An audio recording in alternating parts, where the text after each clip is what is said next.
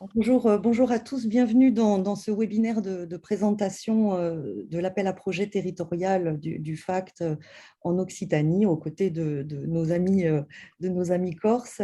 Premier appel à projet territorial sur le thème des conditions de travail comme facteur d'attractivité et de prévention de la désinsertion professionnelle. Alors peut-être deux mots de présentation, puisque ce FACT, cet appel à projet est lancé par l'ARACT Occitanie, donc pour voilà, se présenter en deux mots, donc l'association régionale pour l'amélioration des conditions de travail.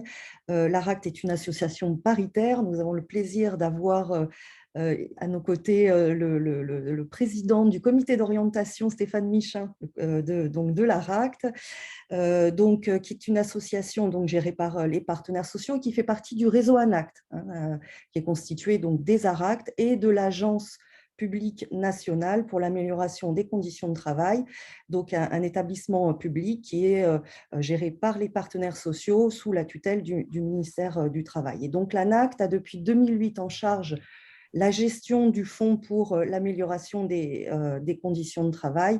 Et donc, cet appel à projet est lancé sous l'égide de la mission FACT. J'y reviendrai très rapidement. Donc, l'ARACT, c'est quoi? C'est un outil méthodologique à disposition des partenaires sociaux, des entreprises qui, sur le champ des conditions de travail, donc voilà, qui a la vocation d'intervenir dans les organisations, qu'elles soient privées et publiques, dans une logique d'expérimentation et de capitalisation, de transfert d'outils méthodologiques sur les différents sujets en lien avec les questions de conditions de travail, avec l'idée de se dire que les conditions de travail contribuent aussi à l'efficacité, à la performance des organisations.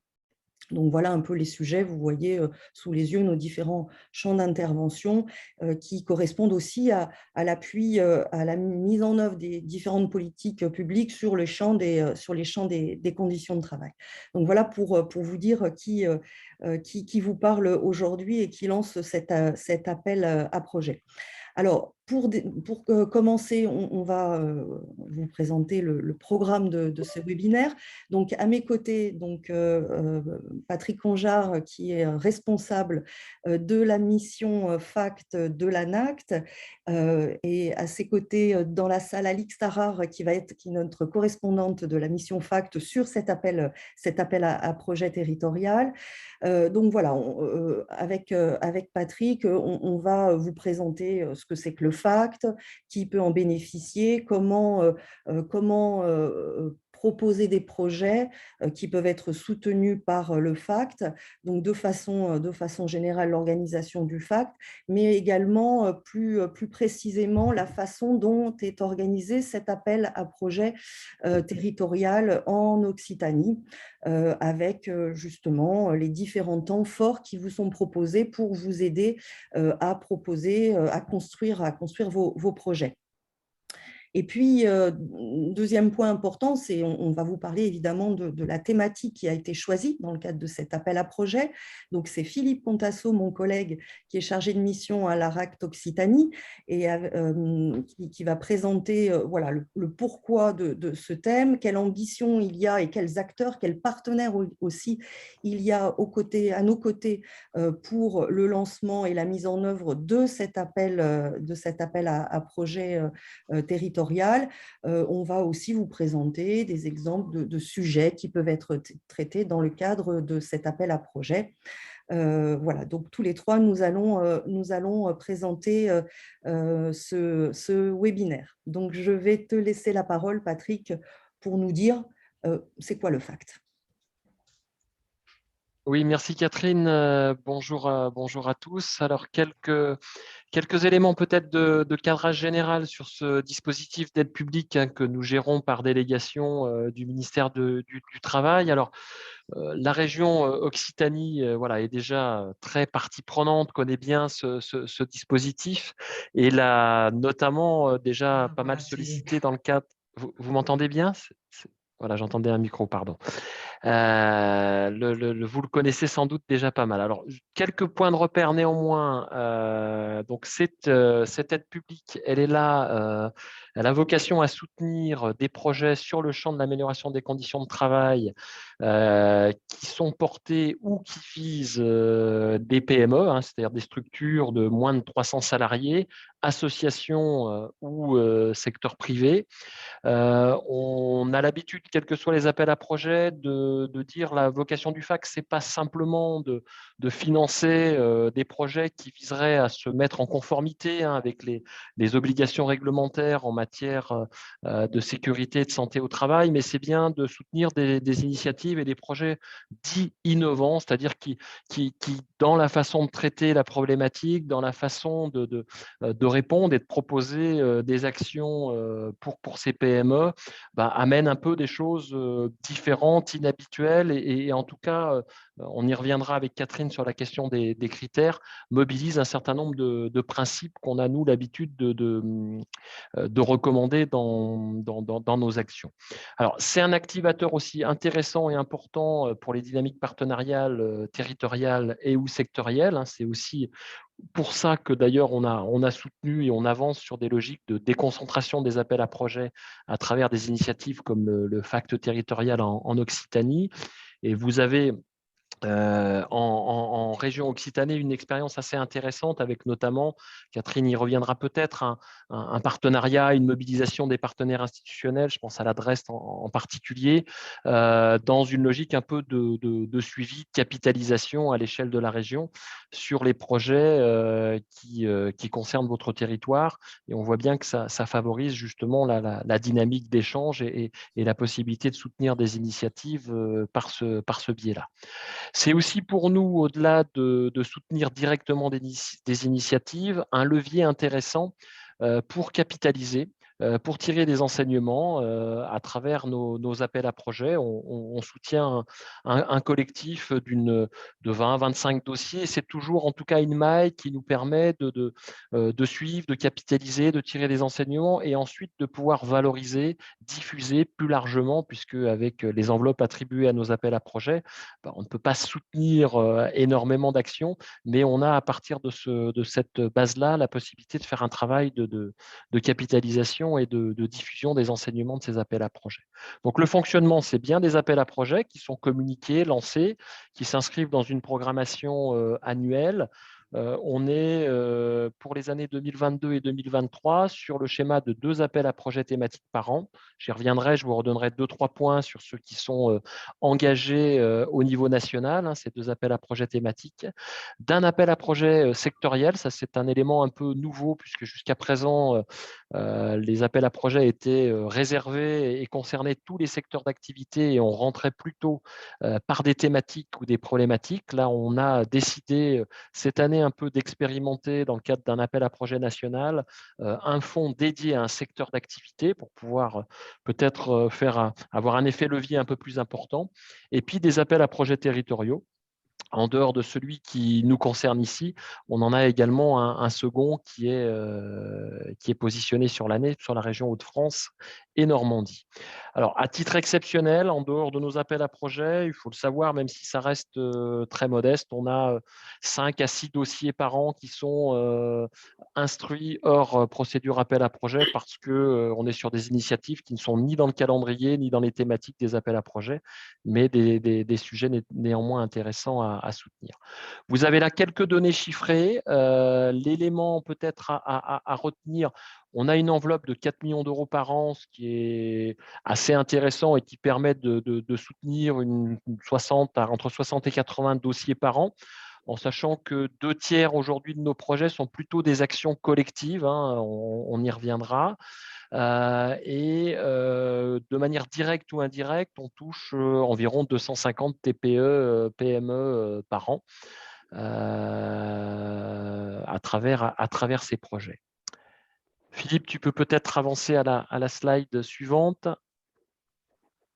Alors, quelques éléments sur les critères. Alors, il y en a un premier hein, que j'évoquais déjà en préambule, c'est bien l'idée de la cible. Hein. On s'adresse Et ces projets ne concernent soit en portage direct, soit comme partie prenante d'une action collective, que des entreprises ou associations dont l'effectif est inférieur à 300 salariés. En ce qui concerne les porteurs de projets d'action collective ou d'action de branche, Catherine reprécisera un petit peu la distinction entre ces différents niveaux. C'est des actions qui sont plutôt portées par des acteurs relais territoriaux, par des structures qui sont légitimes pour fédérer autour d'elles des collectifs d'entreprises embarqués sur des sujets et des problématiques communes. Ça peut être des organisations professionnelles, ça peut être des représentants de chambres consulaires, des CCI ou chambres des métiers. On a également des services de santé au travail ou des préventeurs qui coordonnent et qui portent des actions collectives. Parmi nos bénéficiaires et porteurs d'actions collectives, on peut également avoir des OPCO ou des opérateurs de branches qui portent des projets pour et au nom de leur branche. Voilà. En revanche, toutes les structures publiques ne sont pas éligibles de manière directe ou indirecte au titre du FACT, pour la bonne et simple raison qu'on a un dispositif équivalent qui existe du côté de la fonction publique, qu'elle soit territoriale, hospitalière ou d'État. Et vous avez là un lien pour éventuellement, si vous êtes concerné, aller chercher de l'information sur ce dispositif qui s'appelle le FIACT. C'est le petit i d'interministériel qui fait la petite distinction par rapport au FACT. Et puis le fonds FIRH que vous connaissez peut-être un petit peu mieux, qui est aussi destiné à du soutien et à de l'appui conseil dans les structures publiques. Voilà pour les caractéristiques. Les coopératives, oui, je réponds tout de suite à cette question de Sophie, sont éligibles et peuvent à ce titre porter un FACT. Les conventions, alors vous avez un petit encadré d'un point de vue contractuel, on est bien, on y reviendra, mais dans un conventionnement qui lie l'ANACT aux porteurs de projet. Ce sont des conventions de 2 ans avec donc qui précisent un peu le montant de la subvention octroyée, qui précisent également un certain nombre de choses, les objectifs, les livrables, les échéanciers. Et ce sont des conventions de 2 ans avec la possibilité d'avoir des projets qui durent moins de 2 ans et qui se terminent avant ces 2 années. Et dans un certain nombre de cas de figure, la possibilité aussi, d'un point de vue administratif, de signer des avenants pour prolonger des projets qui iraient au-delà de ces 2 années. Voilà, Philippe, si tu veux avancer. Alors, juste un rapide coup d'œil sur la programmation annuelle pour vous signaler que nous avons 2 appels à projets nationaux thématiques. L'un qui est engagé et qui est sur le point de se clôturer avec une date limite de dépôt des dossiers qui est fixée au 20 mai. C'est un appel à projet sur le développement d'une culture de la prévention des risques professionnels du côté des TPE-PME. Donc là, on est plutôt sur un sujet prévention des risques. On est plutôt sur l'idée d'outiller, d'équiper, d'accompagner des petites structures dans une ambition qui consiste à ce qu'elles développent, à ce qu'elles s'approprient un certain nombre d'outils et à ce qu'elles intègrent de manière un peu durable des pratiques pour instruire, regarder et avancer sur la question des conditions de travail. Donc, il y a eu un webinaire, il y a encore, si vous êtes éventuellement concerné, un peu de temps pour déposer des dossiers.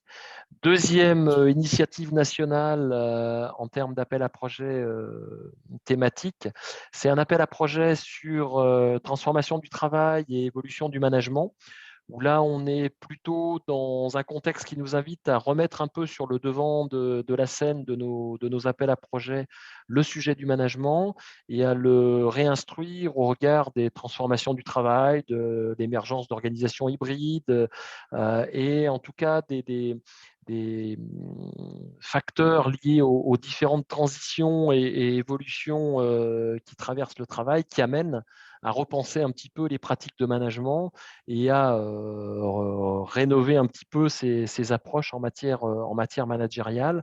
Donc, on est là dans un appel à projet pour accompagner, analyser ces transformations et accompagner des projets de changement sur ce registre-là.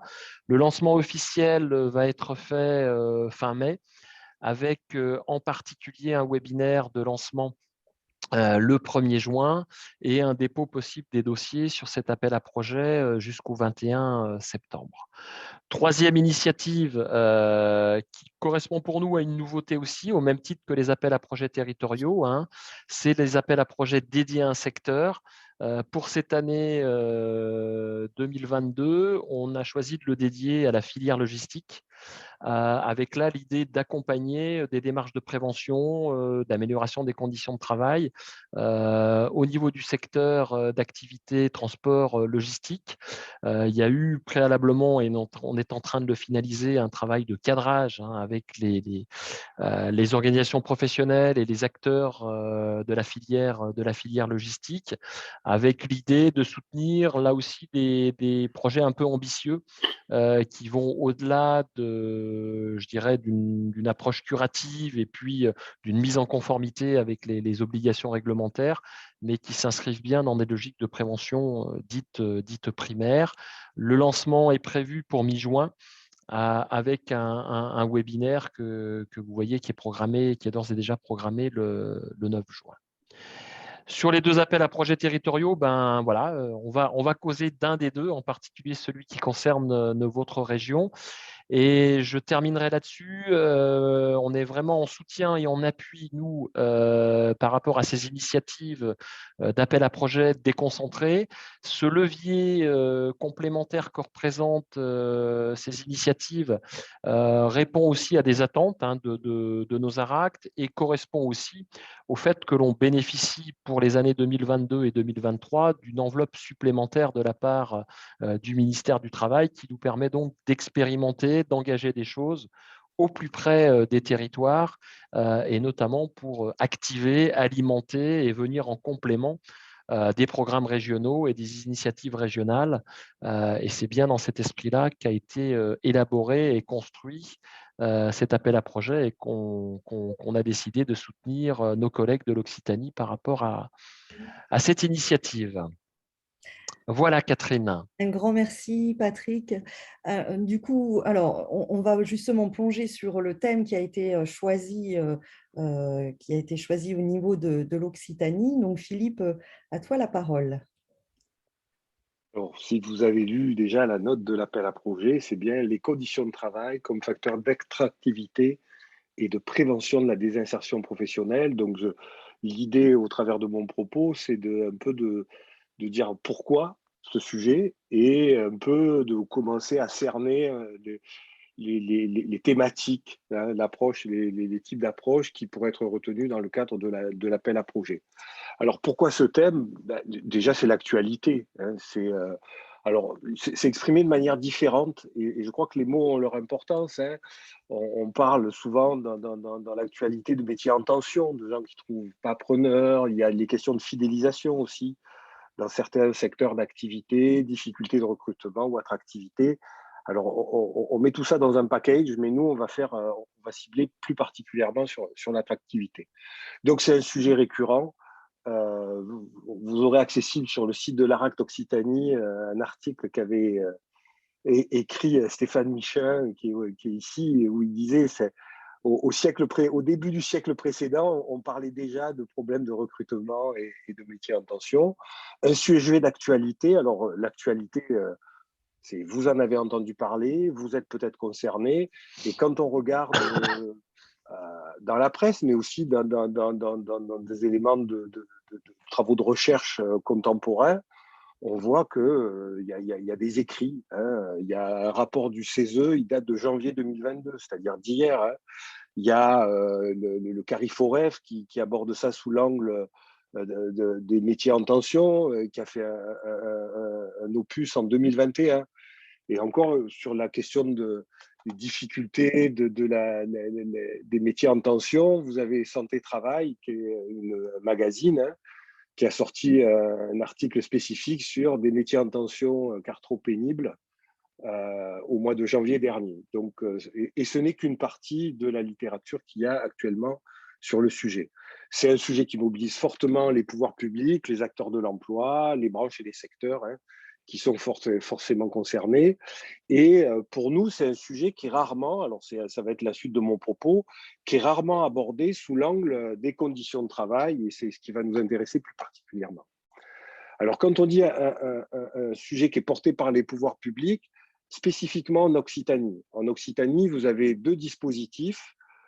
Un dispositif de l'adresse qui s'appelle le plan de lutte contre les tensions de recrutement, qui se traduit par des actions territoriales au niveau des préfectures et autres pour engager des actions et chercher des modalités de réponse aux entreprises qui sont concernées par ces difficultés.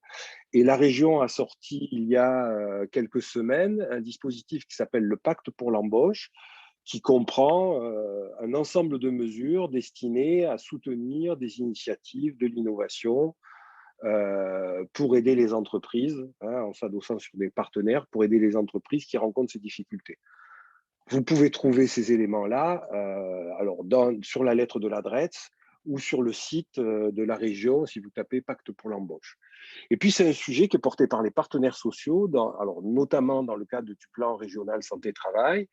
Il y a un groupe qui s'appelle Attractivité des métiers et des conditions de travail, qui est co-animé par le MEDEF et la CFDT, qui vise justement à mettre la lumière sur la dimension conditions de travail dans les problèmes d'attractivité, et un groupe qui s'occupe de prévention de la désinsertion professionnelle. Disons que la désinsertion professionnelle, c'est vu, une fois qu'on est dans l'entreprise, on n'y reste pas. Et la désinsertion professionnelle, c'est quand on n'y reste pas pour des questions de santé, avec les problématiques d'inaptitude ou les problèmes de soutenabilité du travail. Donc, un sujet d'actualité. Alors après, c'est de quoi on parle quand on parle de métiers en tension, attractivité. Alors, il y a eu un rapport de la DARES qui date de 2021 qui dit, ben voilà, vous avez à peu près 6 grands critères qui permettent d'identifier l'origine des difficultés de recrutement.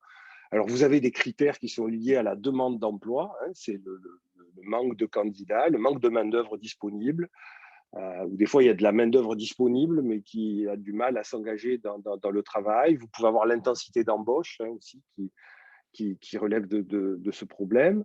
Vous pouvez avoir des choses qui sont liées à des éléments environnementaux. On va trouver les questions de territoire. Il y a des contraintes géographiques. Et puis, vous avez des choses qui sont liées à la nature de l'offre. Et sur la nature de l'offre, vous avez bien sûr la nature du contrat qui est proposé, sa durabilité, la durée du contrat, et puis le fait que les métiers renvoient des fois à des conditions de travail contraignantes. Donc, à partir de ces six indicateurs, vous aurez le support. Je ne sais pas si on l'a dit, on vous mettra à disposition le support. À partir de ces 6 indicateurs, il y a Pôle emploi qui a un peu évolué dans sa manière d'aborder les métiers en tension, c'est-à-dire que dans un premier temps, c'était juste une logique arithmétique entre l'offre et la demande de travail, globalement. Quand il y avait un déséquilibre, on parlait de métiers en tension. Et aujourd'hui, Pôle emploi, alors à partir des travaux conduits avec la DARES, a construit un indicateur composite de tension qui prend en compte les questions géographiques, les questions de durabilité de l'emploi et les questions de conditions de travail contraignantes. C'est-à-dire qu'il y a cet indicateur composite assemble ces différentes données et permet d'analyser les tensions, les niveaux de tension sur les territoires. Et on voit que pour la région Occitanie, on a quelques zones un peu en vert, où il y a des faibles tensions. Et on a quelques territoires, alors je ne sais pas si on s'y attend d'emblée comme ça, comme le Figeacois ou le bassin de Millau, où les tensions sont jugées très fortes. Voilà, ça permet de se dire que les questions d'attractivité, de tension sur le marché du travail, elles relèvent aussi de dimensions territoriales. Et à partir de cet indicateur de tension, ce que nous propose Pôle emploi, c'est de dire finalement, c'est quoi les secteurs où la tension, quand on le regarde du côté des conditions de travail, il y a des secteurs qui sont plus concernés que les autres, et c'est lesquels. Et ceux qui sont mis en avant, alors je ne pense pas qu'il y ait de surprise, c'est bien sûr tous les métiers de la santé qui arrivent en tête de liste. Vous avez ensuite tous les métiers de l'hôtellerie-restauration et du tourisme, les métiers de l'agriculture, le transport et la logistique, qui était évoqué par Patrick précédemment, le BTP, construction, bâtiment, travaux publics, et l'industrie qui se situe également à la frontière de la moyenne régionale. Mais vous voyez, ça concerne quand même des secteurs qui ont une importance considérable pour la région Occitanie. Quand on parle santé, tourisme, agriculture, même le transport et la logistique, enfin, c'est des secteurs qui ont une importance considérable. Et dans le cadre des travaux qui ont été faits par le groupe de travail que j'évoquais en introduction du plan régional santé-travail, ce qu'a mis en avant ce groupe, c'est que quand on regarde ces secteurs, ben, c'est les secteurs où on va rencontrer la plus forte sinistralité. Alors, ce qu'on entend par sinistralité, c'est les questions d'absentéisme, de maladies professionnelles, d'accidents du travail, de métiers jugés en tension à partir de différentes enquêtes. Donc, on est sur des secteurs qui peuvent rencontrer des tensions entre offre et demande de travail, mais qui aussi ont des vraies questions de conditions de travail et de soutenabilité du travail. Et donc, d'où l'intérêt, dans le cadre de cet appel à projet, d'associer la question de l'attractivité et la question de la prévention de la désinsertion professionnelle, qui a été un point clé, qui nous semble devoir se combiner dans l'appel à projet, dans les projets qui pourraient être déposés. Alors, la question de la prévention de la désinsertion professionnelle, en dire aussi deux mots, c'est que récemment, il y a eu une réforme de la santé au travail, une loi du mois d'août dernier, et des décrets d'application qui sont aussi très contemporains, ils commencent à s'appliquer depuis le mois de mars. Et dans cette réforme de la santé au travail, qui vise pour une prévention renforcée avec des acteurs renouvelés et qui vise à mieux agir sur les conditions de travail, il y a deux sujets prioritaires qui ressortent de cet accord. C'est d'une part la QVCT. Alors certains s'étaient habitués au vocable qualité de vie au travail, la QVT, et les partenaires sociaux, et maintenant la réglementation, a repris le terme de qualité de vie et des conditions de travail, avec l'idée de bien mettre l'accent, quand on parle de qualité de vie, sur les dimensions du travail véritablement.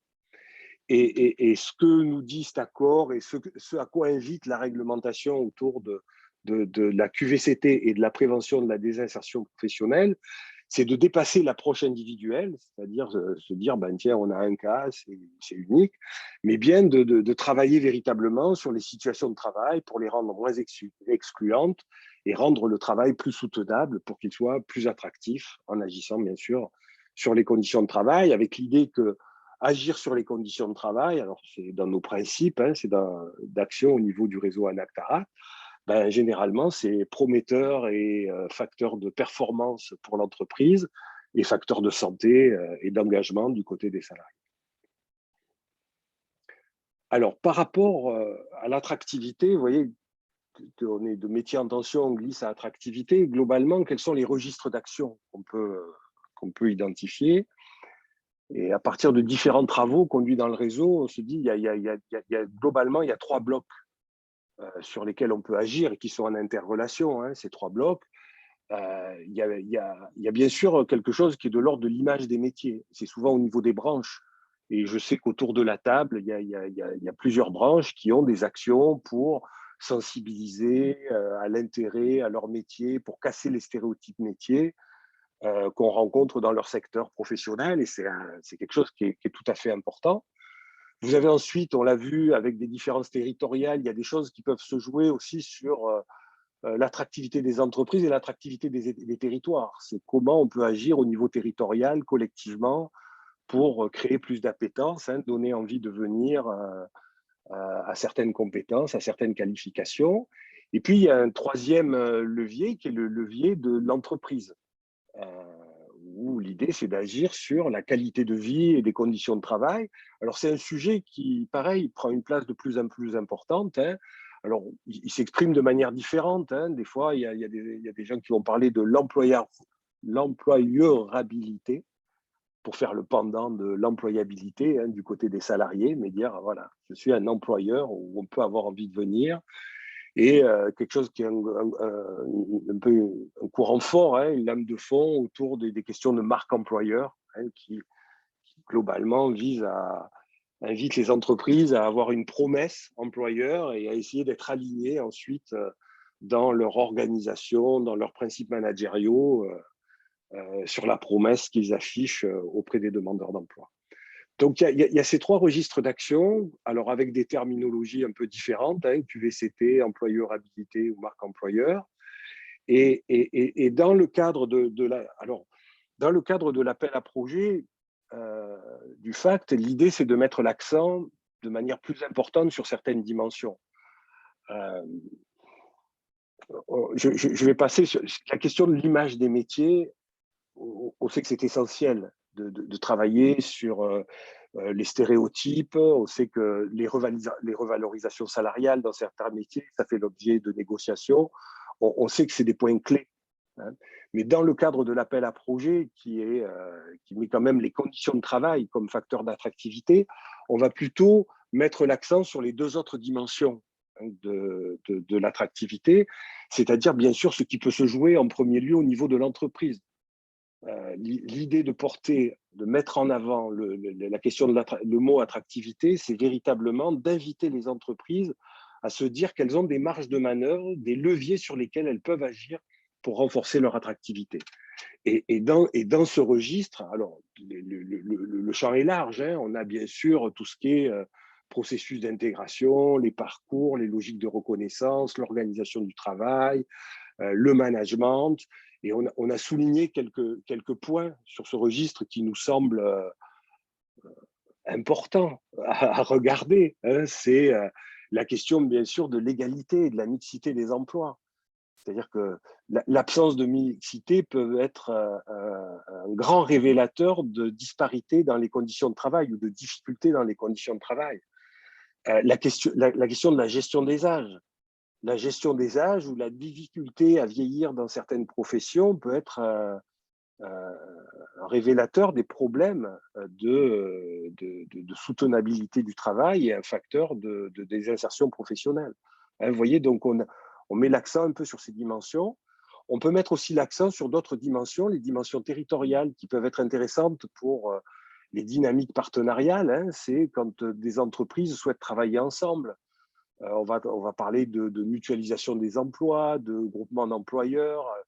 Je fais volontiers un clin d'œil à l'agriculture qui a organisé des services de remplacement pour accompagner les entreprises agricoles ou tout ce qui peut être à l'origine ou soutenir des dynamiques territoriales, hein, des projets territoriaux et qui convient de combiner avec la réalité des entreprises. Donc, vous voyez, sur l'attractivité, l'idée, ça touche des secteurs particuliers et l'invitation dans le cadre de cet appel à projet, c'est véritablement de se dire, c'est d'inviter les entreprises, alors via des secteurs professionnels, via des intervenants, d'inviter les entreprises à se dire, je peux agir à mon niveau. Et j'ai des leviers potentiels, j'ai des sources d'innovation, je peux innover hein, à mon échelle pour renforcer mon attractivité et prévenir la désinsertion professionnelle.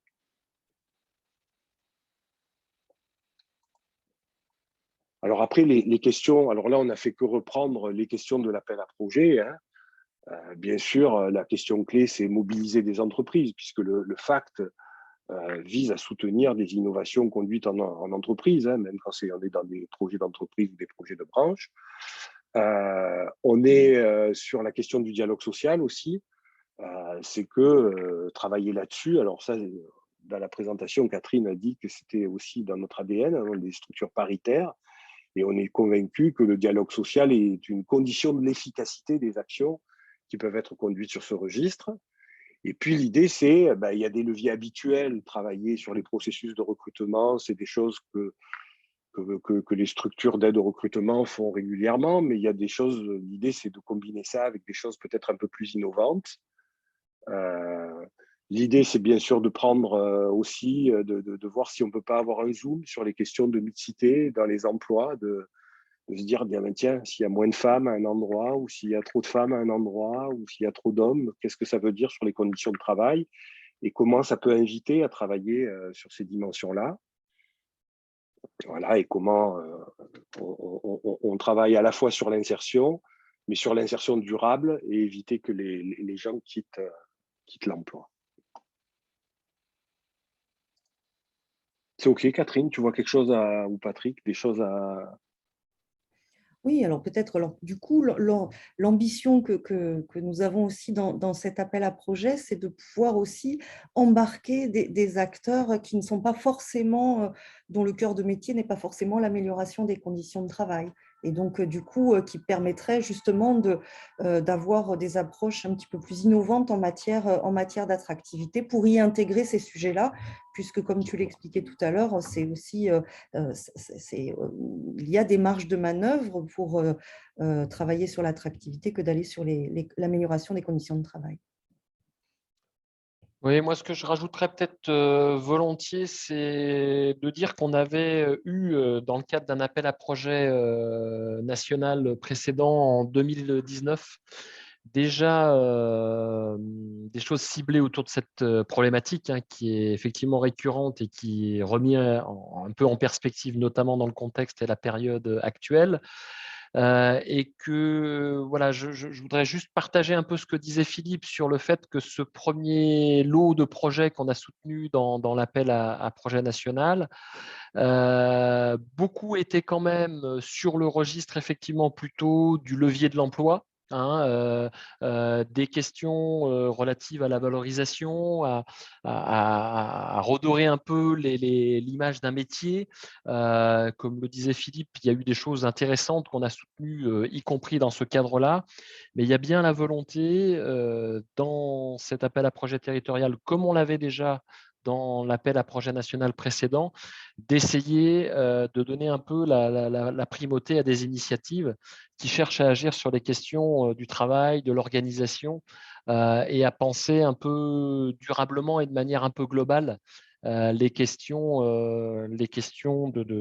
d'attractivité, qui vont aussi de pair avec les questions de fidélisation, de maintien dans l'emploi des salariés, et que ce n'est pas quelque chose qui est effectivement forcément facile à appréhender, quel que soit le niveau d'entrée, hein, entreprise, branche et peut-être encore moins territoire, hein, si je me réfère au projet qu'on avait à l'époque. Et que là, il y a bien l'opportunité d'instruire, comme le rappelaient les collègues, cette question-là sous cet angle particulier, de faire du travail, de son contenu, de son organisation et des conditions de travail en général, un vrai levier pour faciliter l'attractivité et le maintien en emploi, quoi. Voilà, donc on a un peu de recul, et y compris l'initiative que vous engagez là va venir abonder, compléter un peu de travaux de capitalisation issus de précédents appels à projets qui ont croisé cette thématique-là, que ce soit avec l'entrée prévention ou l'entrée attractivité, quoi.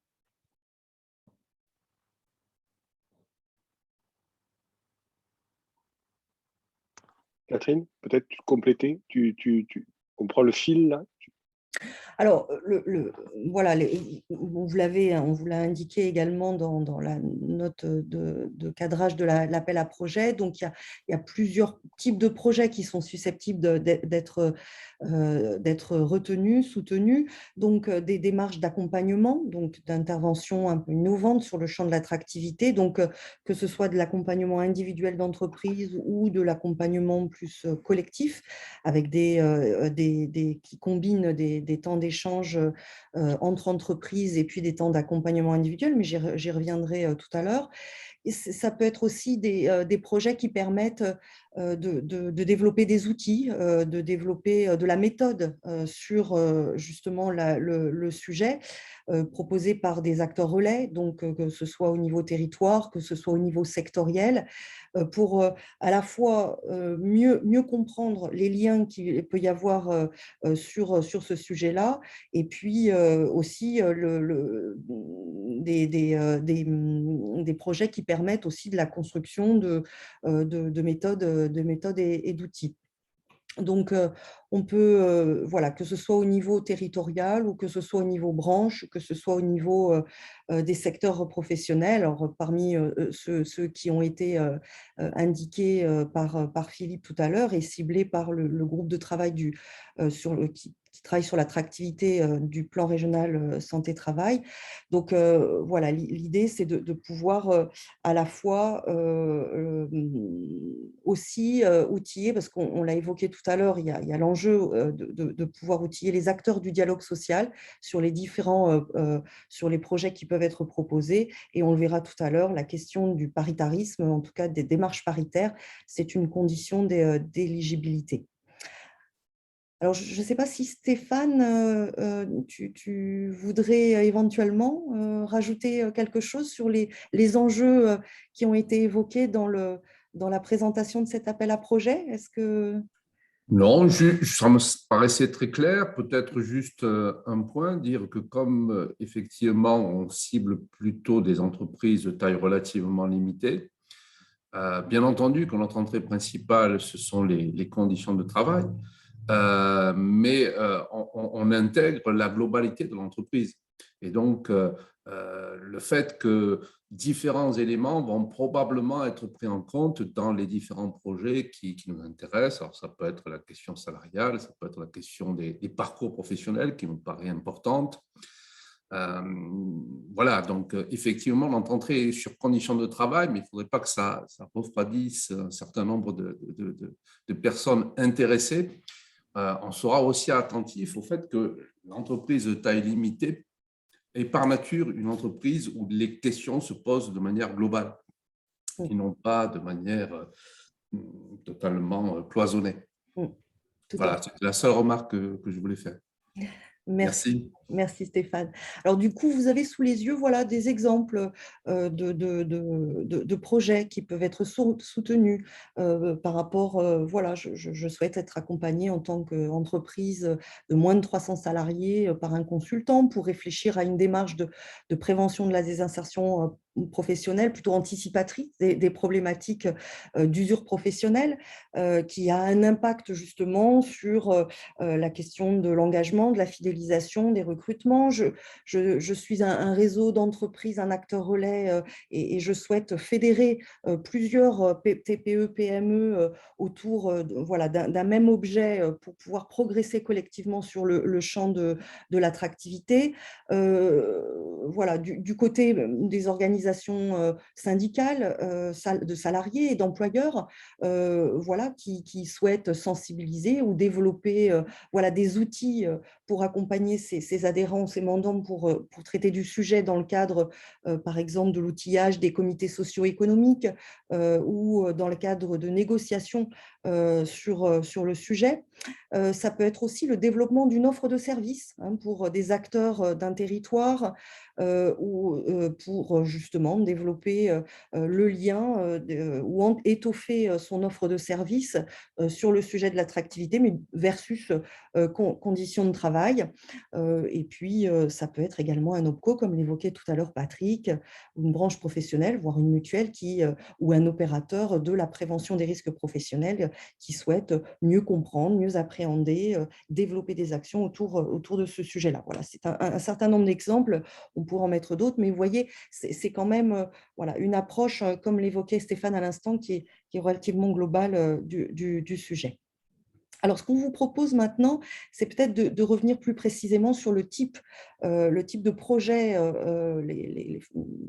qui peuvent être, et la façon de déposer des projets, et la façon dont on a organisé cet appel à projet en Occitanie. Donc, ça a été évoqué tout à l'heure par Patrick Conjar. Donc, vous avez en effet 3 types de demandes, 3 types d'actions avec des modalités de financement adaptées.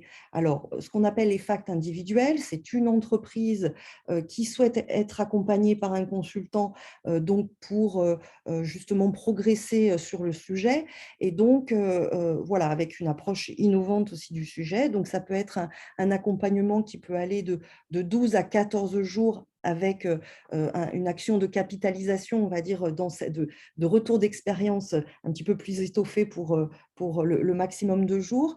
Ça peut être aussi Donc, la deuxième modalité, une action collective, où là, on a un groupe d'entreprises qui souhaitent être accompagnées avec un porteur de projet qui va fédérer cette action collective. Et donc là, ça peut être un groupe de 3 à 10 entreprises avec du temps d'accompagnement par structure et du temps de coordination, d'appui pour le porteur de projet. Et puis, la troisième modalité, c'est ce qu'on appelle le FACT branche ou territorial, où là, les modalités sont un petit peu plus ouvertes, on va dire.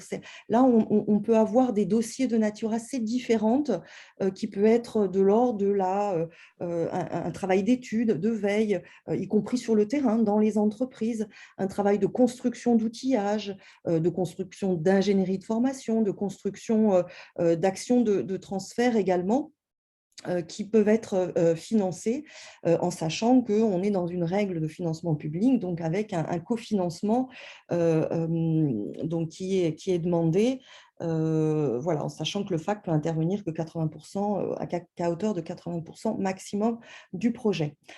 Donc, voilà un petit peu les 3 types de projets qui peuvent être déposés avec des formulaires en ligne. Vous avez tout ça sur le site de la RACT qui sont dédiés à chacune des trois actions. Sur les critères d'éligibilité, alors il y a des critères d'éligibilité qui sont propres au FACT. Alors, Patrick l'a évoqué en introduction. Bien évidemment, il y a le statut, il y a eu quelques questions dans le chat à ce propos. On est dans la sphère de privé et non public. On parle de l'amélioration des conditions de travail des salariés. Donc, ça vise, ce sont des structures qui ont des salariés. Il y a des mots-clés par rapport aux critères d'éligibilité, l'innovation. On est bien sûr de soutenir des projets, on va dire, innovants, mais innovants dans le sens la mobilisation d'acteurs. L'innovation, elle peut se retrouver dans le processus du projet, dans aussi les livrables qui sont prévus, dans l'ambition, on va dire, du projet. Autre mot-clé, c'est la capitalisation. C'est de se dire que, par exemple, pour l'action collective, c'est la capacité aussi du porteur de projet de pouvoir tirer des enseignements au-delà du périmètre des entreprises, par exemple, qui ont été accompagnées. Donc, les étapes de capitalisation et de transfert sont importantes dans un projet FACT.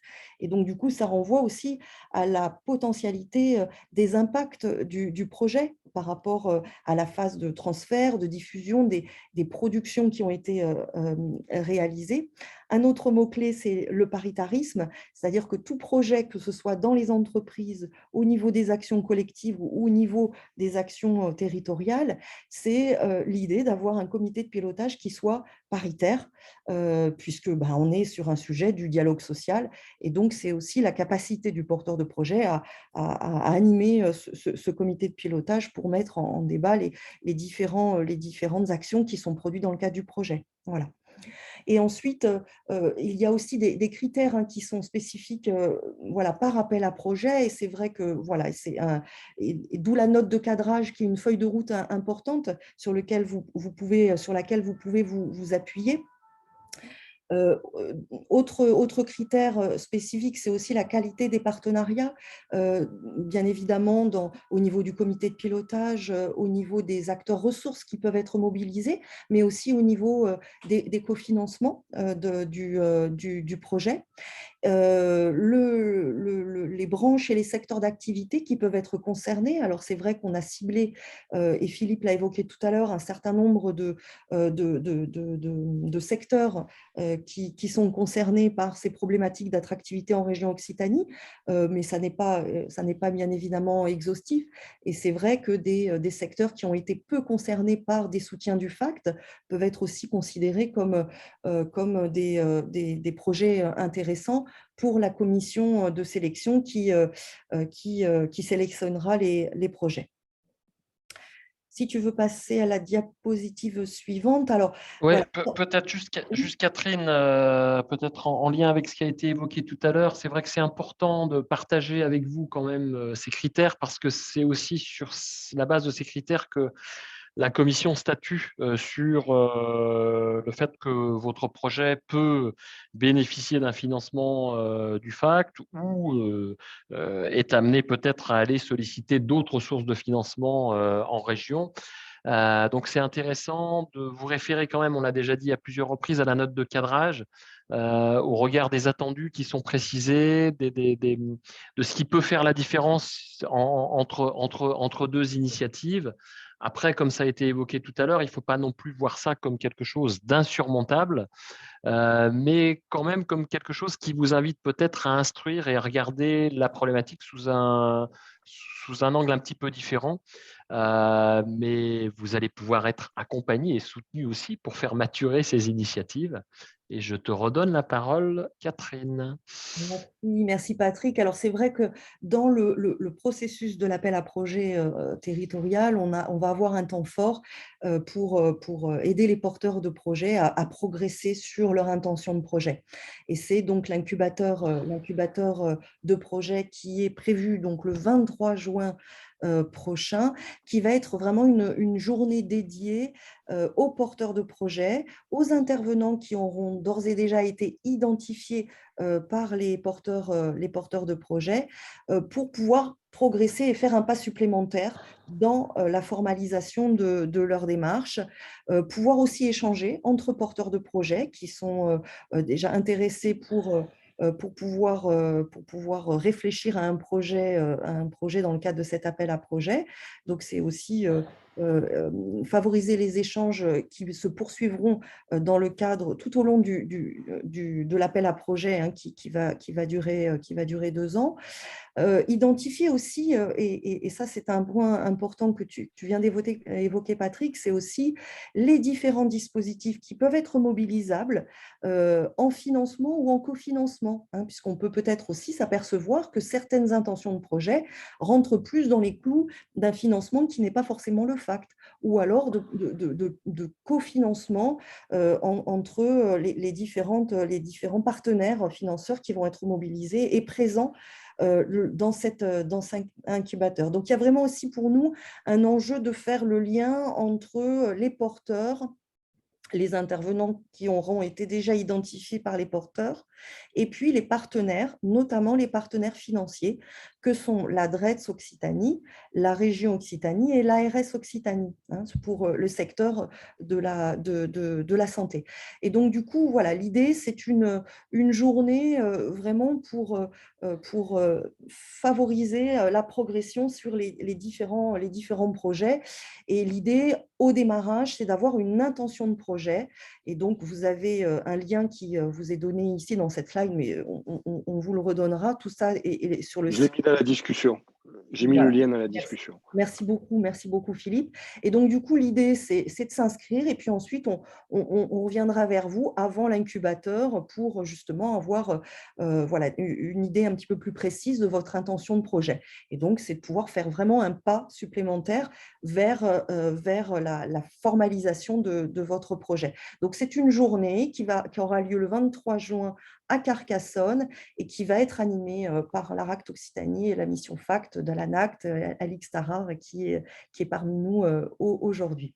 Donc voilà, ça va être une journée importante dans le processus de l'appel à projet territorial.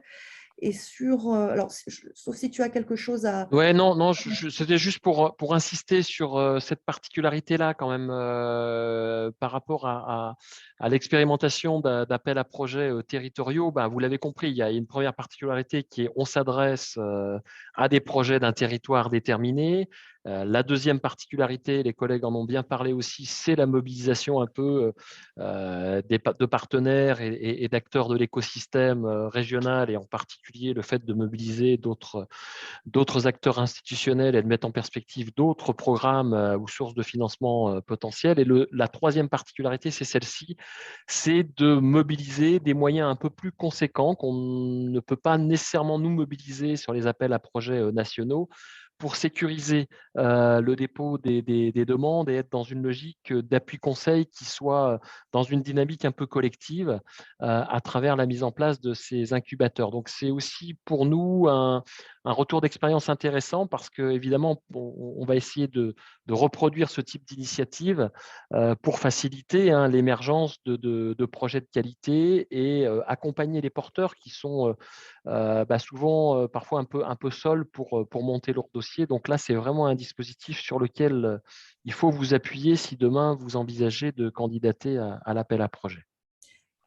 Une petite précision, merci Laetitia pour ta vigilance, c'est bien le jeudi 23 juin et non le mardi 23 juin, donc de 9h30 à 16h30. Merci pour la modification, Philippe. Donc voilà, un temps fort du processus de l'appel à projet. Alors, dernière diapositive de cette présentation, voilà, pour vous dire un peu dans quel processus on s'inscrit. J'évoquais tout à l'heure 2 ans pour les projets. Alors, déjà pour vous dire que voilà, on a ce temps fort du 23 juin qui est le jour de l'incubateur et qui permet d'avoir ensuite un temps derrière jusqu'à la date limite de dépôt des dossiers en ligne, donc qui est le 23 septembre. Et puis, il y aura un comité de sélection qui se réunira le 6 octobre et vous aurez une réponse relativement rapidement ensuite sur la décision du comité de sélection. Alors, vous avez un petit encart sur la gauche qui vous dit que ce comité de sélection est constitué de la mission FACT de l'ANACT, de la DRETS, la région et l'ARS Occitanie. Stéphane Michin a accepté de faire partie, en tant que président du comité d'orientation de l'ARACT, du comité de sélection, donc à nos côtés. L'ARACT Occitanie. Et donc, voilà, en sortie de comité de sélection, donc soit c'est un avis défavorable et tu pourras le redire, Patrick, mais il n'y a pas de recours par rapport à un avis défavorable du comité de sélection, ou un avis favorable. Et là, donc sur toute en partie de l'enveloppe qui est demandée auprès du FACT. Et là, donc vous avez, pour ceux qui ont un avis favorable, une convention qui sera signée entre le porteur de projet et l'ANACT qui assure toute la partie administrative et gestionnaire de l'appel à projet. Donc une convention qui sera signée sur 2 ans. Et au cours de ces 2 ans, on ne vous laissera pas tout seul. L'idée, dans le principe un peu la continuité de la dynamique de l'incubateur, on animera un peu l'appel à projet pour avoir des rencontres, des outils en commun au niveau des porteurs de projets. L'enjeu est bien évidemment de pouvoir faciliter tout le travail de capitalisation en bout de projet et alimenter bien évidemment le FACT au niveau national. Voilà, et pour suivre l'ensemble de ces travaux, nous avons un comité de pilotage paritaire en région qui suit cet appel à projet territorial et qui en fait est hébergé par le groupe de travail dont parlait tout à l'heure Philippe, donc qui planche sur l'attractivité et les conditions de travail le groupe du plan régional santé-travail. Et donc, entre deux, vous avez bien évidemment l'appui de l'ARACT pour vous aider pour répondre à vos questions et bien, en lien avec la mission FACT sur toutes les questions que vous pourrez vous poser. Ouais. Des précisions, Philippe ? Oui, peut-être dire que voilà, c'est un sujet d'actualité, qu'il peut y avoir des projets qui sont à la marge du FACT, mais qui peuvent bénéficier d'autres dispositifs. Moi, je pense que c'est important. On est sur un sujet, sur une ligne qui peut intéresser d'autres acteurs. Il y a plusieurs dispositifs et le fait qu'ils soient avec nous et à l'incubateur et d'ores et déjà, puisqu'ils ont participé à la note de cadrage, voilà, c'est un moyen. Si vous avez des projets qui touchent véritablement, qui sont centrés sur ce sujet, voilà, il y a des possibilités au-delà du FACT. Et que nous l'objectif, on se dit que globalement, il y a 6 mois pour passer d'une idée à un projet concret. un peu moins de 6 mois maintenant. Hein. Mai-septembre, ça fait 4 mois. Oui, peut-être juste, il y avait une question un peu dans ce sens-là. Là. Je regarde sur le chat. Par rapport aux attentes liées à l'incubateur, il ne s'agit pas, évidemment, hein, vous êtes d'accord les collègues, de venir avec un projet qui est nécessairement déjà ficelé et complet. On est bien dans un processus d'appui, de maturation, où les gens peuvent venir avec une intention, avec une première ingénierie, avec des choses à mettre en débat et en discussion dans cet espace. Hein. Oui, tout à fait. C'est bien l'objectif de l'incubateur, hein, c'est d'aider à formaliser. Donc, on sait très bien, on a déjà eu une expérience d'incubateur dans un appel à projet, celui que tu as indiqué sur l'attractivité il y a 2 ans, Patrick. Et donc, du coup, voilà, les porteurs de projets vont avoir des projets à un stade très différent. Mais l'objectif, c'est en fonction de là où ils en sont, il faut quand même une intention de projet, hein, pour voilà, avoir des matériaux sur lesquels on puisse travailler ensemble, c'est de pouvoir faire un pas supplémentaire et les aider jusqu'à l'étape de la formalisation de la demande et le dépôt du dossier. N'hésitez pas avant. Hein, bon, il y a certains partenaires et autres qui nous ont sollicités. On a déjà eu quelques échanges par mail ou au téléphone. Si vous avez des questions et autres, voilà, l'idée c'est avant. Il y a des choses qui peuvent être faites pour que vous jugiez de l'opportunité de continuer à avancer, d'être. Dans le dernier incubateur, j'ai en tête des porteurs de projets qui arrivaient avec une idée qui disaient ben non, on ne sera jamais prêt. On n'a pas les conditions, c'est pas la peine qu'on investisse. Hein, c'est le passage de transformation, ça peut être ça aussi. Hein. C'est mieux des fois attendre que de surinvestir pour un projet où les critères seront difficilement réunis. Alors, on est un peu en retard. Bon, on avait commencé avec 4 minutes de retard, mais… Peut-être mettre la dernière planche parce qu'il y a une question de Marie qui nous demande où on vous écrit. Et alors de se dire, bon, on vous a mis quelques références bibliographiques, mais on vous a mis aussi nos mails. Nous sommes 3 personnes, donc Philippe, Emmanuel Albert qui est en charge de l'animation des travaux du PRST sur l'axe prévention de la désinsertion professionnelle et moi-même. Donc voilà, vous avez nos coordonnées et puis sans oublier également le lien du site, alors qu'on peut peut-être remettre dans le chat. Nos coordonnées sont sur l'appel à projet du FACT. Voilà. L'appel à projet du FACT est sur… si vous n'arrivez pas à vous connecter à nous, c'est que vraiment, vraiment, vous le faites exprès. Hein. Vraiment. Hein. Il y a nos coordonnées et puis vous pouvez passer par la rubrique contact du site de l'ARACT Occitanie aussi. Donc non, c'est ça, il n'y a pas de… Voilà, donc vous avez une page dédiée à l'appel à projet sur le site de l'ARACT Occitanie qui est indiquée en effet dans les ressources. Et on va vous envoyer juste après ce webinaire le diaporama qui a été présenté. Ah oui, si vous avez bien rempli votre adresse mail dans votre inscription. Il y a encore une condition ça, pour recevoir le doc. Après, je ne sais pas, on avait dit 17 heures, on a la place pour 2-3 questions. Éventuellement orales. Nos voix orales, en vrai. Oui. Si tu veux peut-être départager ton écran, qu'on puisse… Est-ce qu'il y a des interventions, des questions, des prises de parole? Oui, j'avais une question. Je n'ai pas mis la caméra parce que j'avais peur que ça ne marche pas très bien. J'ai eu juste le temps de me connecter en cours de route, mais c'était parfait. J'ai pu tout bien suivre. Je voudrais savoir au niveau de la pénibilité au travail, est-ce qu'il y a des avancées? Est-ce qu'il y a au niveau du compte, par exemple, donc, personnel de prévention, il y a des choses qui ont avancé pour alimenter ce compte? Parce qu'on le sait, enfin, moi, je fais partie du secteur médico-social. Et c'est un secteur qui est de plus en plus touché, tout autant que le secteur de la santé, parce que vous avez nommé principalement le secteur de la santé.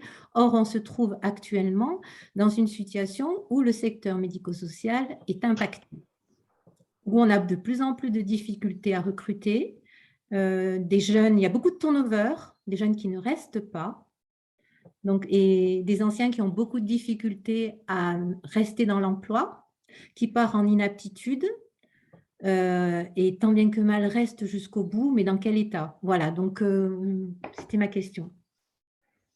Alors, sur la question de la pénibilité, et particulièrement dans votre secteur, alors c'est vrai que ça, dans les travaux du plan régional santé-travail sur la prévention de la désinsertion professionnelle, vous faites partie, on va dire, des secteurs qui sont ciblés et sur lesquels voilà, il serait intéressant, en effet, d'avoir des projets spécifiques. L'idée étant de pouvoir éclairer les questions de pénibilité, d'usure professionnelle, selon les populations au travail, les métiers, les activités, enfin, d'avoir voilà, des projets qui permettent de mieux comprendre et de mieux accompagner, on va dire, ces sujets-là à des fins aussi de fidélisation, d'engagement dans leur métier. Donc, enfin, voilà, on est tout à fait dans le cœur de l'appel à projet et des ciblages qui ont été faits dans le cadre du plan régional santé-travail. Alors, en sachant peut-être une précision, c'est que les projets soutenus par le FACT n'ont pas pour vocation de répondre uniquement à une obligation réglementaire. Donc, l'idée, c'est ce qu'évoquait tout à l'heure Patrick Ongeard, c'est on est sur des projets qui vont au-delà, qui vont permettre de l'expérimentation, qui vont permettre aussi de l'innovation. Et donc, du coup, la question qui peut se poser soit à une échelle individuelle d'une structure ou plutôt collective avec un porteur de projet, c'est aussi de se poser la question de la pénibilité dans l'organisation, dans les organisations qui peuvent être accompagnées, hein, et de pouvoir proposer des outils adaptés. Oui, j'ai bien compris, oui, oui, ça a été bien précisé. Oui, je me disais qu'il y a des outils tels que les entretiens professionnels pour être mieux travailler, par exemple. C'est vrai que ce qui peut être intéressant, et c'est vrai que ça a été évoqué dans les travaux du PRST, c'est aller voir tant du côté des contraintes du travail, dans toutes les dimensions de ces contraintes, mais aussi aller voir aussi du côté des parcours professionnels. Et là, Oui. typiquement, des projets qui permettraient d'aller sur ces deux leviers-là seraient voilà, tout à fait intéressants à soutenir, quoi. Et vous trouverez sur le site de l'ANACT des éléments sur l'actualité, sur les questions de pénibilité, le cadre qui peut être mis en œuvre, etc. Il y a pas mal de choses. Je ne sais pas, on se donne une dernière prise de parole ou à Laetitia, je vois Laetitia qui a levé la main. Ouais. Non, juste pour peut-être en réaction à l'intervention, le RIOPS, nous on est sur le secteur sanitaire, social et médico-social. Donc c'est Madame Wolf, c'est ça qui intervenait. Oui. Voilà, on a déjà piloté des projets dans le cadre du FACT qui s'adressent pour le coup à toutes les structures du secteur sanitaire, social, médico-social, privé non lucratif et du coup qui ne sont pas forcément adhérentes à l'URIOPS. D'ailleurs, on élargit quand on travaille avec l'ANACT et avec l'ARACT. Et c'est vrai que alors la question de la pénibilité, quand elle est approchée par l'URIOPS Occitanie et peut-être plus particulièrement par moi, elle s'affranchit un peu des questions de réglementation pour aller voir aussi ce qui se passe du côté du soutien aux managers en fait de l'organisation de travail et des conditions de travail qui peuvent intégrer tout le volet RH auquel font partie les entretiens, les outils, et puis par respect et puis par je veux dire, fidélité aux méthodes de l'ANACT, essayer aussi d'accompagner les managers du travail dans leur sens très large sur les questions d'observation, de conditions de réalisation concrète du travail, parce que c'est souvent ce qui, en tout cas, tel que moi je le vois, c'est souvent un point faible dans le secteur et qui permet du coup d'approcher les questions de pénibilité et d'usure, même si le sujet ne se restreint pas à ça. Voilà, c'était juste pour dire oui, le secteur médico-social, à mon sens, est bien concerné. Il apparaissait en filigrane dans les secteurs qui étaient concernés. Ok. Merci. Ce que je vous propose, parce que ça fait, je ne vois pas d'autres points, ce que je vous propose, c'est peut-être d'en rester là, Catherine, Patrick, un dernier mot, ou Stéphane. C'est parfait. Il n'y a plus qu'à, comme on dit. Un grand merci. Merci de votre participation. Et on est, voilà, si vous avez, après cette heure passée ensemble, des idées, envies, souhaits de projets, on est à votre disposition. Merci beaucoup. Bonne fin de journée. Au revoir. Au revoir. Merci, Au revoir. au revoir. À bientôt. Au revoir. Au revoir.